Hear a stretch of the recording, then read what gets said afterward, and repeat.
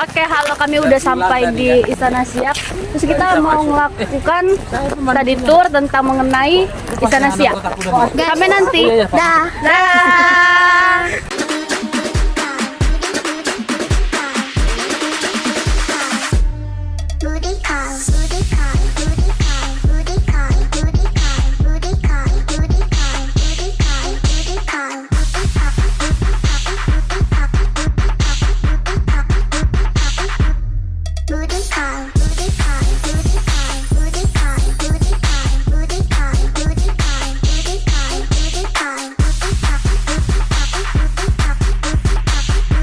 Ya guys.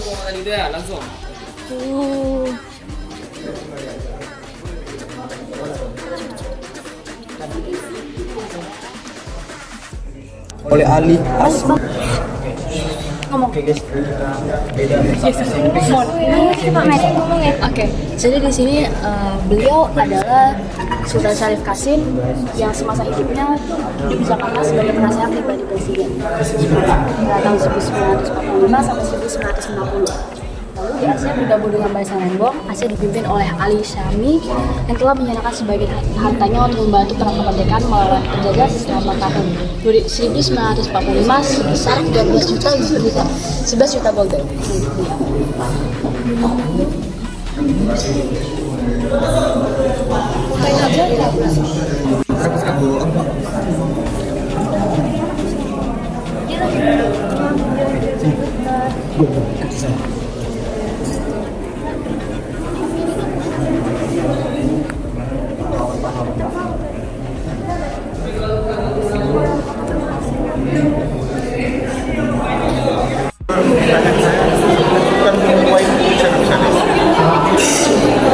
Tapi jelas ini untuk menjamin tamu-tamu dia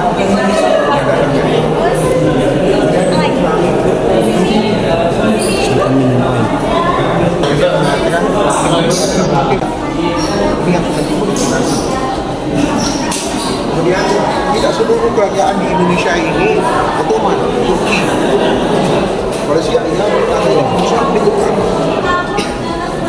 dari tahun 1730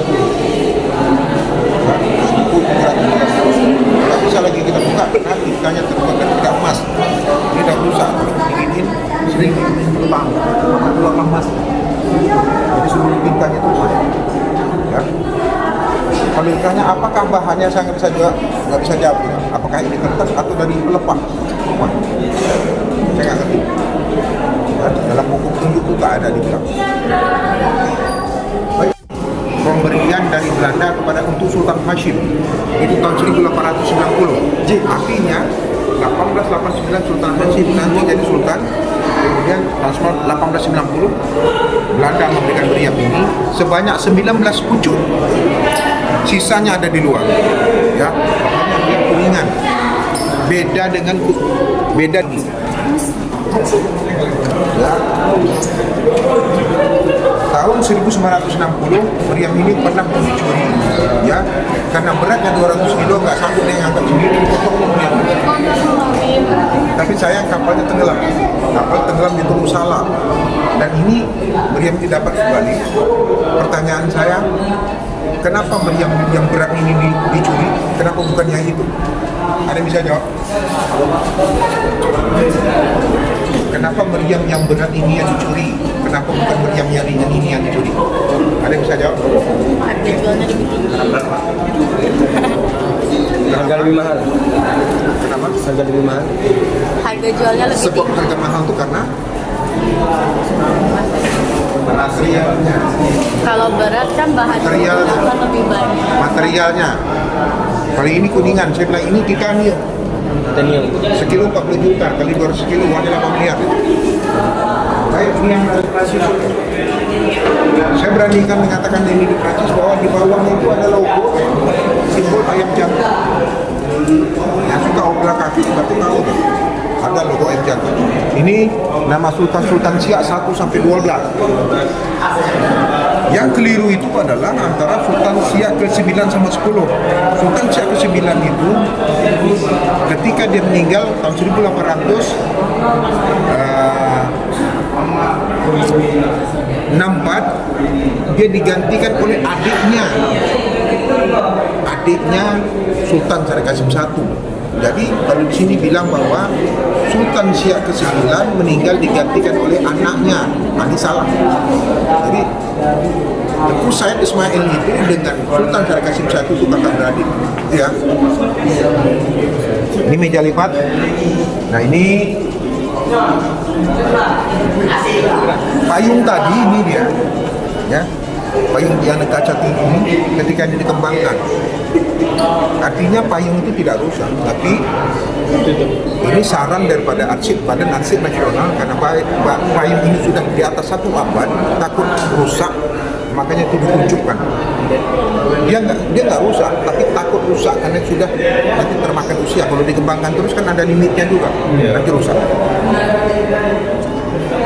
Untuk Sultan Syarif Qasim II, ini foto retro. Ini 4 kali foto karena dia ada bekas rembesan air rusak foto ini, makanya ini foto berkali-kali, retro namanya. Ini tempat pemutaran film.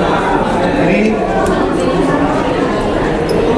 Tugu Besar ini adalah paman daripada Sultan Syarif Qasim II. Ketika ayahnya Sultan Hashim meninggal 2 April tahun 1908, Sultan Syarif Qasim II waktu itu masih sekolah di Batavia, masih berusia 15 tahun.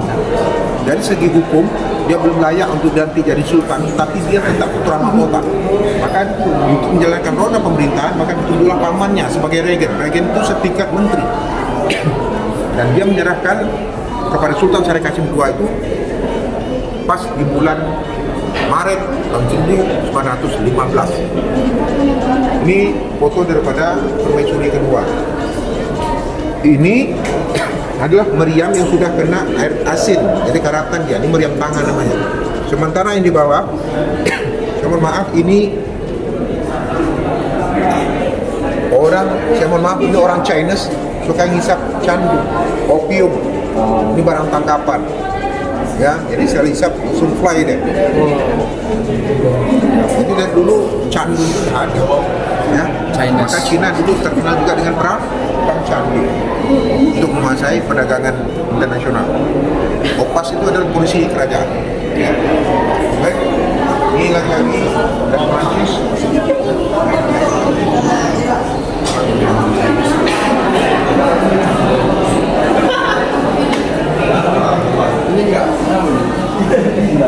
Ini meja belajar Sultan Syarif Qasim II di Batavia. Meja ini dari tahun 1904. Sekarang tahun 2024, berapa usia meja ini? 120 tahun. Bahkan dia jati, ini jati dari Jepara. Jadi simpelnya, ya. Jadi sekarang bukanya itu sebelah kanan yang rusak juga pengunjung, dia nggak ngerti cara buka. Ini penyangganya, jadi penyangganya itu ditarik. Itu buka. Baru ini di sini Sultan Syarif Qasim II menulis. Belajar ya, apapun sini. Ya, sebagai kenang-kenangan dia setelah selesai dia belajar, mejanya dibawa. Baik, tadi kalian banyak membaca tulisan jangan disentuh, ya. Jangan disentuh atau jangan dipegang. Saya membuktikan secara ilmiah apa sebab tulisan itu ada di sana. Ya, coba yang mau mendengarkan aja, enggak apa-apa. Saya kasih kisi-kisi. Dulu ini barang-barang telanjang, nggak dikacain, ya, nggak dikacain. Orang seperti kita mengatakan barang ini tidak rusak. Barang ini tidak rusak. Karena pemahaman kita yang namanya barang seperti ini rusak itu adalah retak, sumpil, pecah, miring. Dia tidak pecah, dia tidak sumpil, tidak miring. Tapi orang arkeologi mengatakan ini rusak. Ya, sekali lagi saya katakan orang arkeologi mengatakan ini rusak. Coba satu orang dan antara kalian perhatikan warna di atas dengan di bawah. Ayo, siapa mau lihat? Saya sudah kasih kisi-kisinya adalah dulu ini belum dikacain. Coba perhatikan perbedaan warna di atas sama warna di bawah. Coba lihat dan dekat. Apa bedanya antara atas sama bawah? Apa bedanya warnanya? Yang di bawah lebih gelap. Yang di bawah lebih gelap. gelap atau lebih mengkilap di atas usap hujan akibat daripada sentuhan tangan. Di tangan kita ada meninggalkan zat asam dan keringat. Ya, maka inilah jadi value-nya, nilai jualnya jadi turun dia. Dulu di abad itu dulu nggak ada cat, yang ada adalah tumbuhan yang dijadikan pewarna. Ya, maka ini sudah rusak. Ya, inilah barang yang tertua di sini. Ini abad 16, sedangkan yang sebelah itu adalah abad 18 itu dari Eropa. Ya, dari Eropa. Baik, kenapa ini dipagari dengan tali merah? Di belakang kalian ini kursi dari kristal dari Cekoslovakia. Itu kursi dari tahun 1896. Lampunya lampu minyak juga. Ya, lampunya lampu minyak. Ceko itu sekarang sudah berubah menjadi dua negara, Ceko dan Slovakia. Satu nama Cekoslovakia. Baik, itu yang di kaca itulah mahkota replika. Ya, itu mahkota replikanya. Yang aslinya itu saya katakan tadi, yang asli ada di Museum Gajah Jakarta. Ya, itu replika.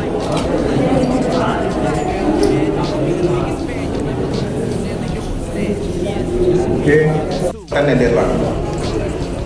Nederland itu mana? Belanda. Arti Nederland itu tanah rendah. Itu besi cor, pegangannya adalah kayu dulu kan dulu.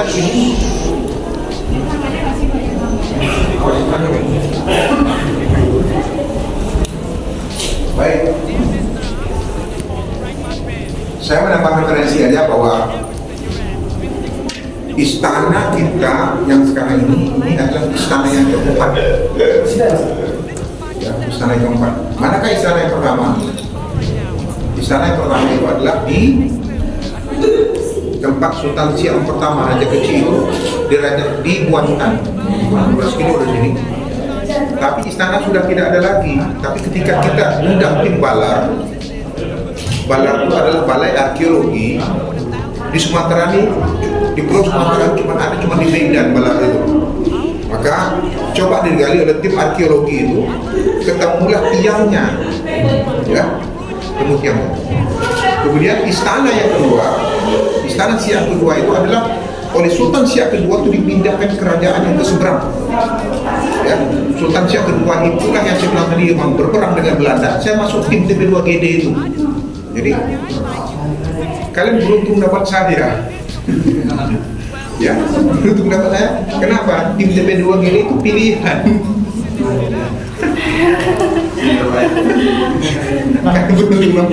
Kenapa? Buku cetak itu ada sama saya.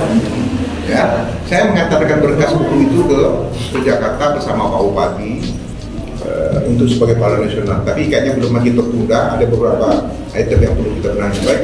Jadi istana kedua itu di Mempura seberang sana dekat jembatan kaca. Istana yang ketiga ini replikanya seperti inilah bentuk daripada istana yang ketiga itu. Manakah posisinya? Dekat bendung pinggir sungai itu. Nah, jadi Sungai Siak ini dulu nggak selebar ini. Sungai Siak dulu sempit. Orang tua saya bisa berenang, kemudian bisa kembali lagi ke seberang dan bisa kembali lagi. Itu sempit, ya. Jadi abrasi ini adalah kapal-kapal yang lewat. Tangan ke tangan gembur membuat ya. Kalau kapal tanker lewat sini 3 kali aja itu bongkahan tanahnya mungkin sebesar ini yang jatuh. Sebesar kaca ini jatuhnya ke sungai. Jadi abrasi ini. Inilah sungai terdalam di Indonesia, kedalamannya lebih kurang 30 sampai 35 meter ke bawah. Makanya kalau orang tenggelam susah untuk ketemu, kecuali setelah 8 jam. Baik, ini bisa dibaca situ namanya Lilin Lembang. Lilin Lembang, bisa nggak kalian membayangkan bahwa dalam sebuah pohon besar di situ banyak sarang lebah hingga tetesan itu bisa berbentuk seperti ini. Ya, dalam pohon besar sarang lebahnya banyak situ, akhirnya jatuh terbentuklah seperti ini. Sudah berubah menjadi berubah menjadi fosil, membatu dia. Ini pun ditemukan oleh tim arkeologi itu dengan alat detektor. Ketemulah ini. Dia sudah terbentuk sendiri, sudah memfosil ya, jadi fosil. Fungsinya apa? Fungsinya sama seperti damar. Kalau kita patahkan, kita masukkan ke dalam mangkuk, kemudian kita kasihkan air, minyak, dia hidup. Ya, bisa terbakar untuk penerangan. Baik ya, saya mohon maaf, ini di atas ini memang sengaja AC nggak dihidupin karena lantai 2 ini papan. Kita belum pernah bongkar, makanya kita di atas ini nggak boleh lama, anak-anak nggak boleh berlari. Jadi sebetulnya itu fungsinya itu. Sedangkan mati AC aja orang masih dulu sih. Lebih kalau AC hidup kan dia mati kerasan gitu. Oke, kita ke depan. Bayangkan lukisan tadi menggambarkan wajah sultan yang begitu gemuk, sementara sultan wajahnya lebih tirus, ya, kelihatan ya, lebih tirus ya. Kemudian mata Soekarno tidak ke depan, tapi dia melirik ke kanan. Kemudian permaisuri sultan itu pakai kerudung, di lukisan tadi tidak pakai kerudung. Itu beda lagi. Kemudian siapa tahu nama Labuan Udara Pekanbaru dulu? Nggak tahu. Nanti bisa kalian akses ke Pekanbaru abad 20 ya, karangan Dr. Gulela, dosen itu. Baik. Labuan Udara Pekanbaru dulu asalnya adalah tahun 1930 pemerintah Belanda minta izin kepada Sultan, minta dihibahkan tanah, maka Sultan menghibahkan tanah seluas 3.720 hektar. Ya, arealnya itu dibangunlah pelabuhan ini. Labuan Udara Pekanbaru dulu diresmikan Sultan di India. Namanya Simpang 3, diresmikan tanggal 22 September tahun 1934. Ya. Berubah nama jadi Bandara Udara Sultan Syarif Kasim II itu tanggal 28 April tahun 1998. Kemudian 6 November tahun 1998 barulah Sultan Syarif Kasim II diangkat sebagai pahlawan nasional. Itu bagian dari sosialisasi. Kenapa?